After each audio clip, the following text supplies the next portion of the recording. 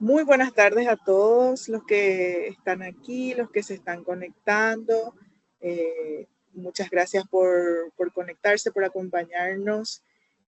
Vamos a seguir aguardando también que más gente se vaya sumando a la sesión. Seguimos por acá con el ciclo de charlas de BECAL que venimos dando a lo largo de todo este mes de marzo y parte del mes de abril. Seguimos también la semana que viene con más charlas. Yo soy Belén González, soy responsable de la parte de planificación y relaciones institucionales en BECAL. Me complace darles la bienvenida a este webinar. Para la sesión de hoy tenemos nuevamente a la coordinadora general del programa BECAL, la señora Fátima Franco, que está aquí con nosotros, además del señor Nathan Duggins, representante de la Colorado State University. Ellos nos van a estar compartiendo información clave sobre todas las opciones de estudio en esa universidad, los requisitos de BECAL, los beneficios disponibles con nuestras becas. Antes de comenzar, yo les recuerdo, y voy a dejar también en el chat, que si tienen alguna consulta o duda, pueden ir dejando todas sus consultas en el chat de Team y vamos a estar respondiendo al final de la sesión. Si se sienten más cómodos en español, no hay ningún problema que vamos a traducirle a Nathan las consultas para que él les pueda responder sin ningún inconveniente. Entonces, les cedo la palabra a la coordinadora Fátima para que pueda iniciar su presentación. Bueno, muchas gracias, Belén. Un saludo a todos, un saludo a Nate, que hoy nos está acompañando en este webinar. Quería confirmar si se ve mi pantalla. Ya. Bueno, yo quisiera comentarles primeramente sobre lo que es el Programa Nacional de Becas Carlos Antonio López, que es un programa que se enfoca en la excelencia académica y está justamente destinada a egresados universitarios que desean realizar sus estudios de posgrado en el exterior. Este año es un año muy especial para BECAL porque estamos cumpliendo 10 años de implementación del programa en Paraguay y de hecho con mucha satisfacción podemos decir que tenemos muchos becarios que incluso, a lo largo de estos 10 años se han especializado en áreas que son estratégicas para el desarrollo de Paraguay. Entonces, nuestro programa justamente se enfoca en potenciar áreas de la ciencia, tecnología, innovación, la investigación y la educación. A lo largo de estos 10 años, tenemos más de 3.500 becarios que han sido seleccionados en alguna de las modalidades de becas que ofrece BECAL. Y estos becarios vienen de todas partes del país. Entonces, BECAL tiene un alcance nacional muy importante. Al día de hoy tenemos 681 becarios que están activos alrededor del mundo. Tenemos becarios en Estados Unidos, en el Reino Unido, en Australia, en Nueva Zelanda, y todos ellos se están especializando en áreas que son prioritarias para el desarrollo. Las oportunidades que ofrecemos a través de BECAL son justamente becas para maestrías, doctorados, postdoctorados, y desde este año estamos incorporando las especializaciones y también tenemos la posibilidad de realizar la movilidad internacional de grado, que es mientras el estudiante está cursando su carrera de grado, la posibilidad de hacer un semestre de intercambio en una universidad del exterior.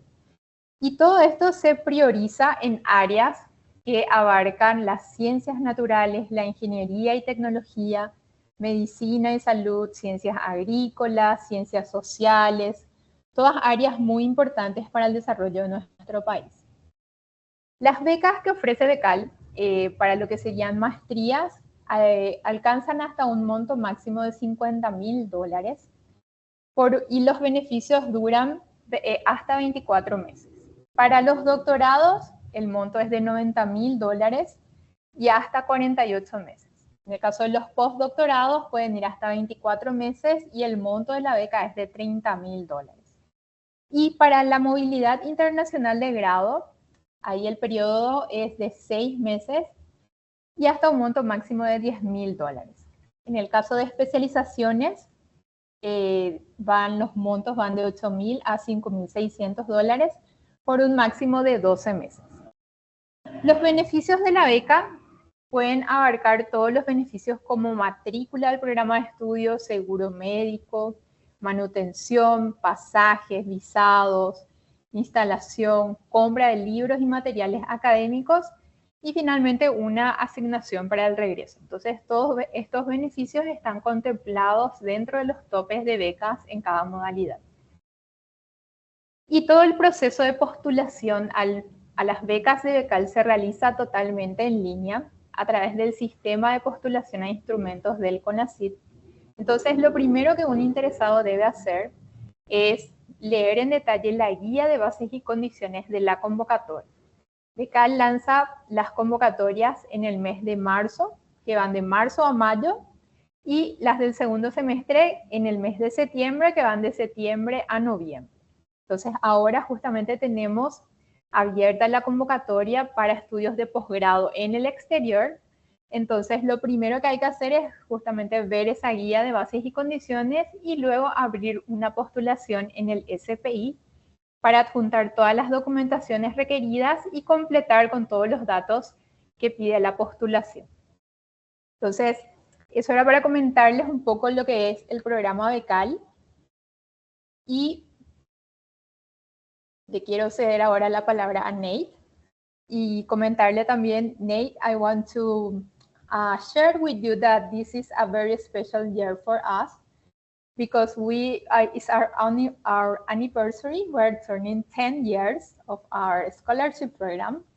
So we are celebrating this year, and we would like to get more scholars that get to experience that to study their programs, for example, in the United States, in the best universities that they can study. So now you can start your presentation and we listen to you. All right, wonderful. Thank you very much, and happy anniversary. I was not aware of that, so happy 10 years.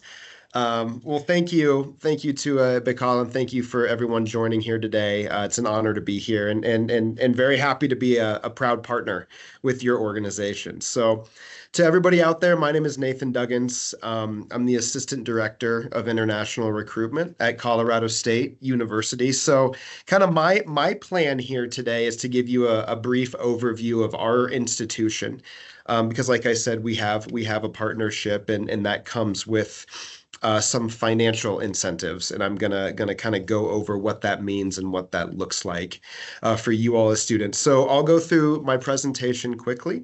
I'll highlight a few things and kind of what maybe makes Colorado State different than some other institutions, and then we can open it up at the end for questions. I apologize, my Spanish is not very good, so I need to do this presentation in English. So I am going to share my screen, if that's all right with you all. And let me get to the right page here. So let's see. Marcos, I can see your screen. Thumbs up. You can see mine. All right. Thanks, buddy. So we're going to start very big picture, and then we're going to get more and more kind of focused here. So U.S. like South America, pretty big spot. So there is Colorado in the U.S. I don't know if anybody out there has been to Colorado, but that's where we are. We are located in a town called Fort Collins, Colorado, which is located 1 hour north of our capital city of Denver. In terms of kind of geographical region, we would be what's called in the Mountain West of the United States. I know you're looking at that map and you're like, well, west, that's not very west, but no, we're kind of getting to the western half of the US. And then we call it the Mountain West because the Rocky Mountains, which are the largest mountain range in the United States, runs right through our backyard. So as I sit here today, we are about, I don't know, maybe a 10-minute drive from the Rocky Mountains. And I say that because it's a really big, important part of our culture. A lot of people go to university here. A lot of people move to Colorado. It's very naturally beautiful. It's very clean. It's very safe. If you like outdoor recreation, if you like to get outside and be active, that's who we are. And that's kind of what we're known for. We don't lie to people. If you are looking for a big US city, if you want your New York, your LA, your Houston's, your Dallas, we're not that. That's not who we are. We're kind of a smaller town of 175,000 people with a large university. And I'll talk a little bit more about that on the next slide.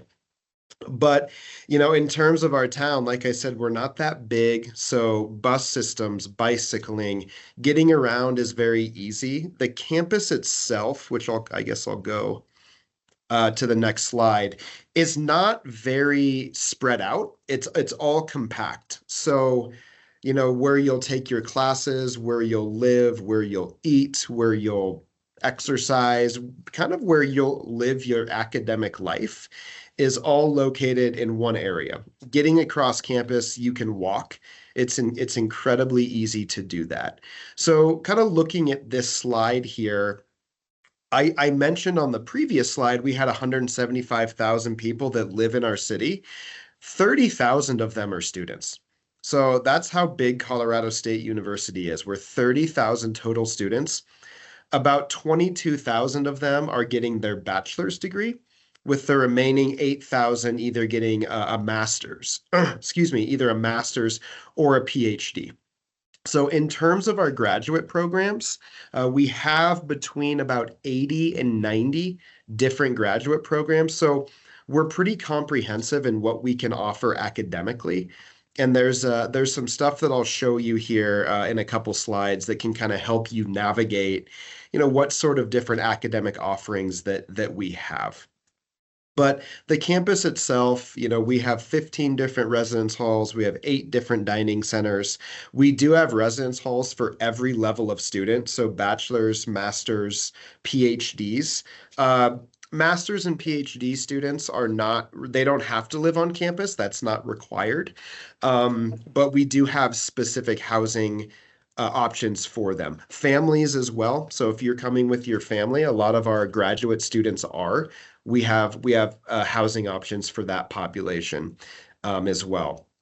One thing that I will kind of specifically mention about our university is it's kind of in the bottom center there where it says R1 Research Institution. I'll talk a little bit more about what that means. So in the United States, universities are divided into R1, R2, R3. R standing for research. So R1 it's the highest level of research that you can do at a United States university. And you get to that point basically two ways. One, how much research funding do you bring in every single year?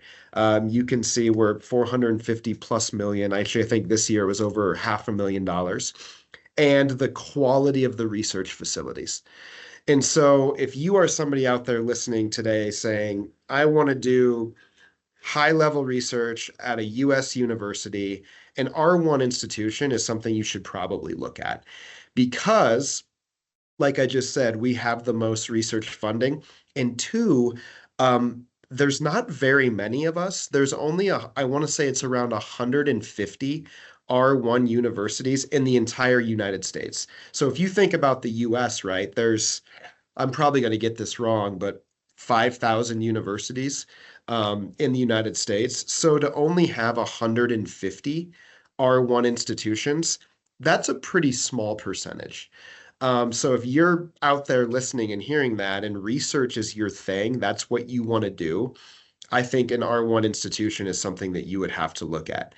Conversely, we also know that not everybody cares about research, right? Not everybody out there wants to do research. And that's okay because a lot of our master's programs, well, they're just not very research intensive, or they have what are called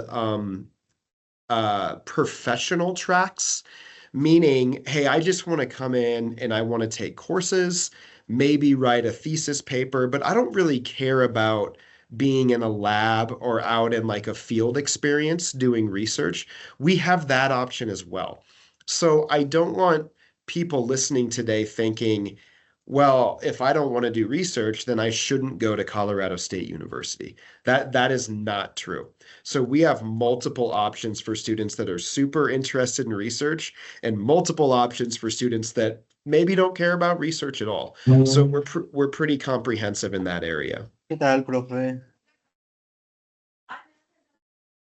Sí.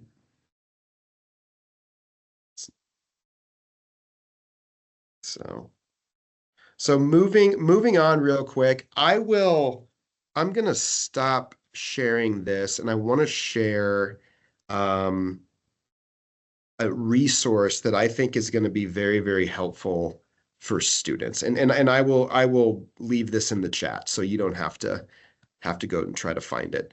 So let me share this. So this is our graduate student webpage. And I've been working at Colorado State for over 10 years, and I still use this resource every day. So this is kind of how it works. Because we're such a big university and we have so many different programs, it can be kind of hard to figure out, well, I need to learn specific information about a particular program. How do I do that? So if you want to go to this page, you can see, you can filter by master's, you can filter by PhD, depending on your level, what you're looking for. But if we type in, computer science is a very good example. So you come here, you type in computer science, you can see all of the programs that we offer in computer science. So this MS program is very, very popular for us. And by clicking on this, it's going to give you a lot of information that I think that students are looking for. So in the program information page here, kind of in the top right away, it tells you if a GRE is required. So GRE and GMAT, for those that maybe aren't familiar, these are national exams in the United States that a lot of students will have to take to apply to graduate schools in the US. Now, not every program or not every university is going to require the GRE, but that is a very common question that I get is, hey, is the GRE required? Well, this is a very easy way to let you find that out, right? So right away, for this program, it's required. The second thing that I think is really helpful is it gives you contact information for the program. So, I mean, I'm happy to help. This is, we have a partnership and that's all part of it. And I'm happy to assist students. But sometimes students will say, hey, I just want to contact the program directly. How do I do that? This is contact information. This is how you reach out to specific programs that you're interested in. And then for this program specifically, it gives you the specific areas of focus within, in this case, computer science. So, artificial intelligence, AI, it's becoming incredibly popular. Colorado State University does not have a major in AI. You're not going to find that on our website. We don't have a master's degree or a PhD in artificial intelligence. What we do have is an area of focus in artificial intelligence within our computer science program. So if you want to know specific areas that pick any one, mechanical engineering, biomedical science, agriculture, forestry, whatever it is, hey, what do those programs really, really focus on? This is how you find that, which might be hard to find kind of based off of a like a Google search or something like that. So this is an incredibly beneficial resource. Whoops, I just went too far. That I will drop into the chat that I think is going to help a lot of students. Because like I said, I work for Colorado State, and I still have to use this every day because we have so many programs and sometimes the requirements or the contact information changes. So let me put that into the chat for everybody because I think it's going to be incredibly, incredibly beneficial. So that is something that I wanted to show before I moved on to my next slide, my presentation. So in terms of the application process, the reason why I wanted to show you the resource or the website that I just did is what you are seeing on this page right here. This is pretty standard for all of our graduate programs, but there could be some specific requirements depending on the program, right? So what you're seeing on this page, it's going to be standard for pretty much all of our graduate programs, but I really, really encourage you to visit the specific department or program website, which I just showed you how to do, to understand, hey, what does this particular program require? Is there an additional essay? Do I have to take a GRE score? How many letters of recommendation do they require? So that is something that I will say, and this might be common in a lot of the world, but specifically in the United States, for graduate school, there's kind of your standard stuff that they're going to want from every student, which you can see on this page. But then each department is gonna request certain additional documents depending on the specific program to which you're applying. So I think it's important to reach out to those programs or certainly visit their website to understand more. And then, excuse me, getting into cost. So this is where our partnership with BECAL is going to be, I think very, very fruitful and helpful for students. So these are our standard costs right here for our graduate programs. Now, our partnership, so if you come to Colorado State under a sponsorship or you've been selected by BECAL, we will give you automatically a 33% discount. So that discount monetarily in USD comes out to about $9,300 per academic year. Okay, so if you're in a 2-year program, that's $18,000, right? 3-year program, that's about $27,000 and $28,000. There is nothing else that you need to do. You don't have to apply for this. This is just the partnership that we have. So, but BECAL will say, hey, Nate, we have students that have been accepted to, and they're coming to Colorado State, and they're coming through our program. I'll say, great. I don't need to know anything else other than their names, and I will just automatically put the discount on. So, we know the US can be expensive. We understand that. And so we're hoping that partnerships like this can help sort of alleviate some of those financial concerns. I will say that a lot of our PhD programs, so for those out there that are looking for PhDs, a lot of them are fully funded. So we wouldn't even need the BECAL discount because you're already getting 100%. Now, granted, they are a little bit more selective. Most PhD programs are, but that's another thing that I'll put out there is at the PhD level at Colorado State, a lot of them are fully funded, but a lot of the times at the master's level, they're not. And that's where this 33% discount can come in handy. And so we're like I said, we're excited about this partnership, and we're hoping that students can kind of avail of this discount. And then I think I got one more slide, and then that's it. Oh, right, talking about sort of after your studies, because a lot of students are very interested in staying in the US and working on OPT opportunities. So for those that aren't familiar, OPT is called optional practical training in the United States, and it allows students to stay for 1 year. But if you're in a STEM program, if you graduate from a STEM, science, technology, engineering, math, then you can stay up to 3 years and work for a company. So you're working for that company just like a normal employee would. It's just that your visa is still sitting with the university. So you could go work for Google, Amazon, Tesla, Meta, whoever it is, and you're an employee with them full-time. It's just that your visa still resides with Colorado State University. So a lot of the times the students love this, right? Because they get real world work experience and they don't have to change their visa type, which can be kind of cumbersome. So we work very closely with students to say, hey, is this something that you're interested in doing? If so, let's start this paperwork now because whenever you're dealing with immigration, there's always a lot of paperwork that you have to fill out. But our team will help assist that. So we think about students not only during their time at Colorado State, but also what do you plan to do beyond?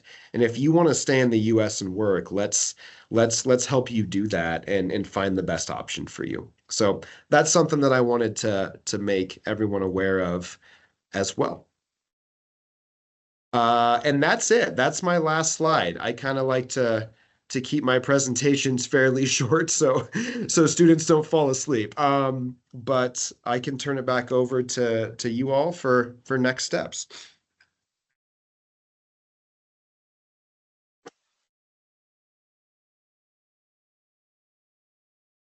Thank you.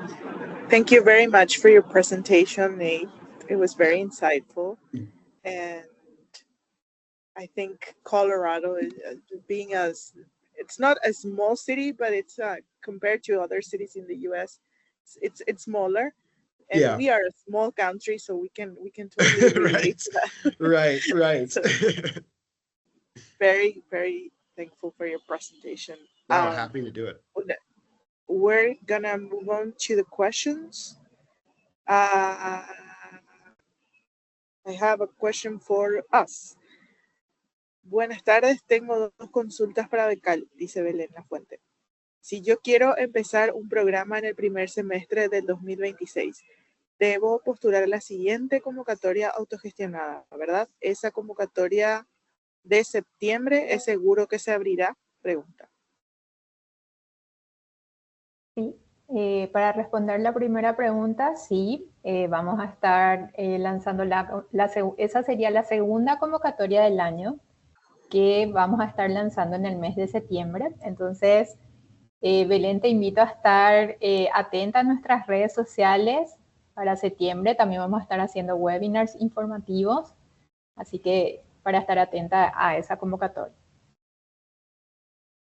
Tiene otra consulta, dice, en caso de optar por un programa que sea máster más PhD, primeros 2 años de máster y últimos 2 años de doctorado, ¿se aplica directamente a la categoría de PhD en BECAL? Pregunta. Sí, así mismo. Tendría que ser para un programa de doctorado. Sí.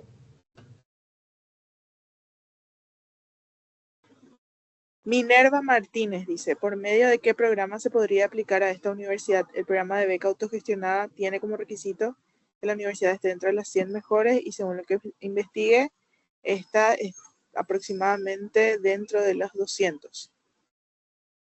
Sí, en ese caso habría que fijarse en la modalidad de la beca, porque, por ejemplo, el requisito que es para doctorados incluye las 300 mejores universidades del mundo. Entonces, en ese caso sí aplicaría justamente esta alianza que tenemos también con la universidad.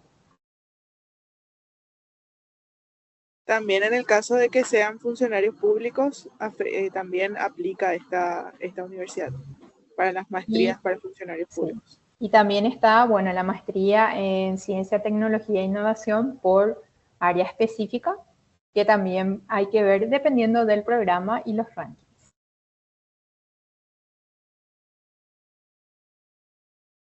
Después dice... esta es la pregunta de Marcos. Dice, what crops are, this is for Nate, I think. What crops are produced in the state? Fruits and vegetables. My study area focuses on the physiology and biochemistry after harvesting fruits and vegetables.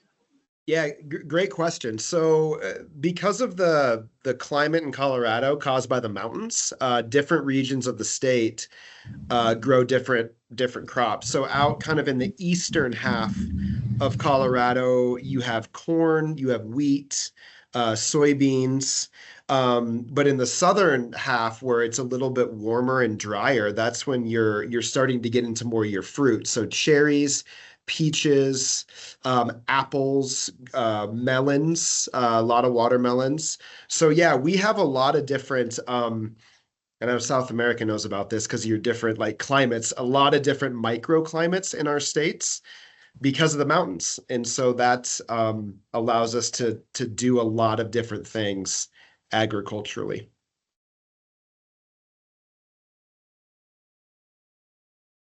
Thank you, Nate. Yeah. We have another question for us. Agus pregunta, ¿hasta cuándo se puede postular? Agus se puede postular hasta el 2 de mayo. Ahí cerramos a las 15 horas. 2 de mayo, 15 horas, se cierra la convocatoria para este semestre. En Ahí tengo maestrías. una pregunta, sí, complementando justamente la pregunta. I have a question for Nate, because now we have we have this time open for applications for the scholarship. So what I wanted to ask you is how much time it will take for the university to provide the acceptance letter for the programs, like for example, for masters or PhD. If, for example, someone is interested in a particular program and they apply for this program for the admission, how much time it will take the university to provide this admission letter? Yeah, that's a great question. So typically it can take 4 to 6 weeks. So sometimes longer, but I would say average would be 4 to 6 weeks. Okay, thank you. That's something to look for. So according to our times, now we are open from March to May. So if someone is interested in applying for BECAL, they should apply for the program right now. So, yeah, 100%. Definitely do that.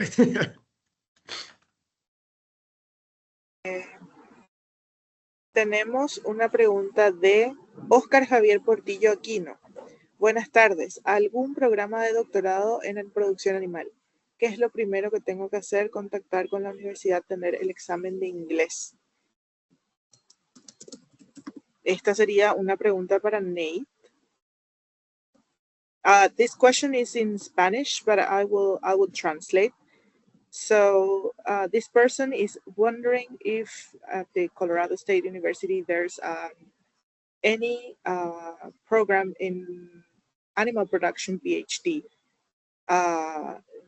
This person is asking if what's the first thing they should do, if they should contact the university, they should have an English exam, whether that would be the TOEFL, the Pearson, the IELTS, any exam. What's the English requirement that you have? Yeah, I would need to double check. I know we have animal production. I don't know if we have it at PhD. But to continue to answering their questions, yeah, I mean, so IELTS, TOEFL, Pearson, Duolingo is something that we now accept as well. So those 4 exams, they don't have to take all of them, obviously. I don't know if there's any specific requirements for like you all in terms of English, but I always recommend the Duolingo exam because it's the cheapest, it's the fastest. You could take the exam today and have a result by Saturday morning. Versus like a TOEFL or IELTS, they're a lot more expensive and you got to go to a center and it takes a while to get your results. Not that those exams are bad. I'm not saying they're bad. They take longer. They take longer to get and they cost more money. So I always recommend the Duolingo exam. Yeah, we don't have an English requirement because it's up to the university, to what the university needs or the program needs. Perfect. And yes, we see some universities that we work with, they accept Duolingo. Others, they stick to the traditional English exams.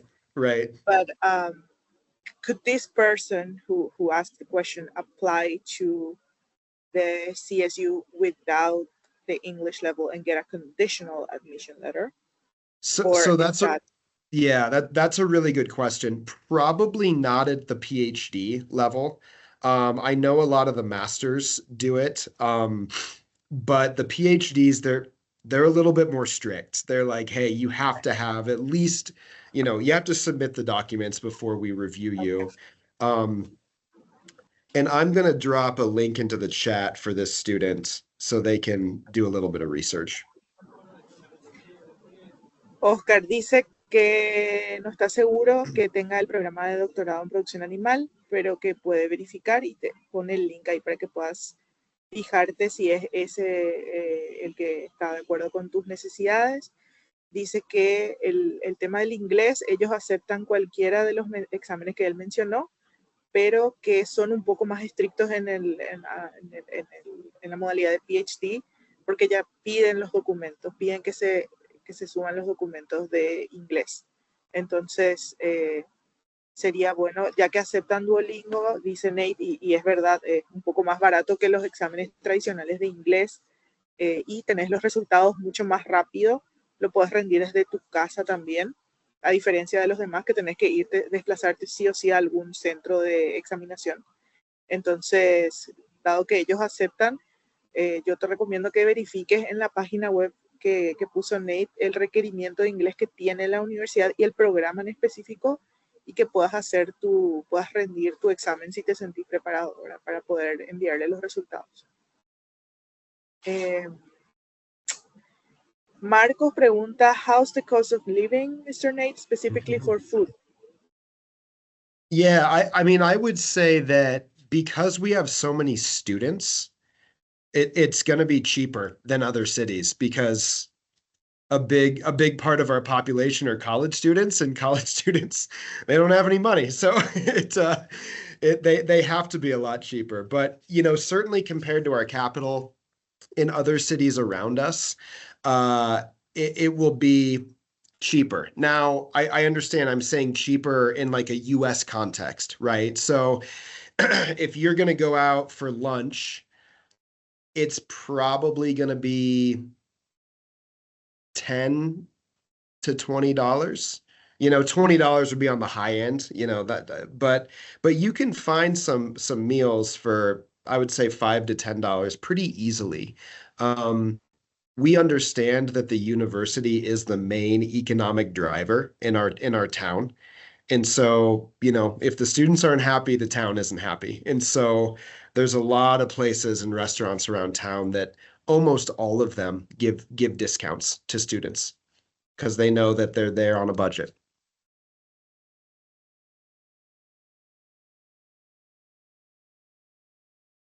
Thank you very much. Mm-hmm. There's another question for you. Yeah, I saw that. Are there programs regarding media or audiovisual fields? I am going to drop into the chat two programs that we have, and then that kind of touch on media and visual, and then I can let them do some research and see if it meets their interest area. So I just dropped in one. Let me drop in the second one.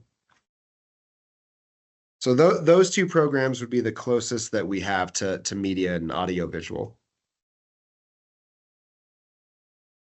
I have a question. Yeah. So regarding I am an economist. I want to do, if at some point in my career, a PhD in with something related to social sciences, whether it is public policy or public administration. I was wondering about those fully funded ones that you mentioned. Yeah. Are those only for STEM areas? Because most of universities want to focus on those areas, which is fine, I understand. Yeah. But for us social scientists, we also want some of that. So I was wondering if you have any options for social sciences in PhDs. It's a great question. So you are very, very correct. Like with R1s, Research One universities, most of the funding at PhD goes to STEM, right? Because they're doing I don't want to say higher level research. Not that social science research is not high, but they cost the most, right? Either in the laboratories, whether they're here on campus or they're in the field doing research. So like if you do like economics or public policy or public administration, those are two separate programs at our university at the PhD level. You can do one or the other. I will say that I'm pretty sure our public policy and administration program is only offered online at the PhD level. So I say that like, yeah, you can't physically come to campus, but it is going to be drastically cheaper than if you would physically come to campus. But to get to kind of the core of your question, like a PhD in economics, for example, yeah, let's say that they admit 10 people a year. One of them might be fully funded. And then the rest of them are probably going to be full pay. Just to be honest with you, there are a couple levers we can pull to get some funding. We work a lot with programs that are like, okay, you don't have any funding. What if we offer, well, you would get, I mean, 33%. We would be nice and do that. But but there are a couple things that we can do. But in terms of money from the program specifically in the social sciences, they might have one or two full rides a year. So yeah, I mean, I'm not going to lie to you. There's a lot more funding in the STEM fields than the social sciences. Yeah. Yeah. Yeah, I guess. Right. I knew that in my heart. Yeah, but yeah, I still yeah. wanted to try. I appreciate the question. I appreciate the question. Yes, so Agus said, thank you for the links. I have a degree in journalism and I'd like to follow something related to it. Perfect. Yes, so yeah. There are two options there. Yeah. I don't know if anybody else has other questions.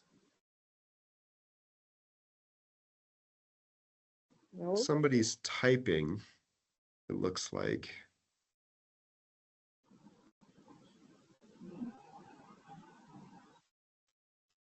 I don't think, well, if anybody else has any more questions, they can.